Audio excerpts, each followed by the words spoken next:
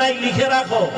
মা বাবার বদদোয়া ধ্বংস, শিক্ষকের বদদোয়া ছাত্রে ধ্বংস, ওলামায়ে কেরামের বদদোয়া লাগলেই কপাল পুড়ে যাবে।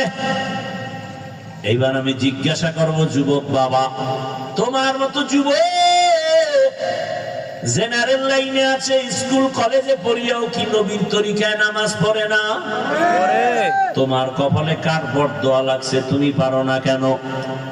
তোমার মতো যুবক তাকায় দেখো, র‍্যাব, আর্মি, পুলিশ, বিডিআর এর চাকরি করে, নামাজি অভাব নাই, বলো তুমি পারো না কেন? রাস্তায় গাড়ি চালায় কত যুবক 5 বেলার নামাজ পড়ে, তুমি কেন পারো না? তোমার মতো বান্দা জমিনে কৃষি কাজ করে নামাজ পড়ে, নদীতে মাছ ধরে নামাজ পড়ে, তুমি পারো না কেন? ও ব্যবসায়ী বাবারা, আপনাদের মতো ব্যবসায়ীদের মাঝে কি নামাজি নাই? আপনি পারেন না কেন? ও চাকরিজীবী বাবারা, আপনাদের মধ্যে চাকরিজীবীদের মধ্যে কি চাকরি করে নামাজ পড়ে নাই? নাই? বহু র‍্যাব, আর্মি, পুলিশ, ডিসি আছে, এসপি আছে, 1 টাকাও হারাম খায় না।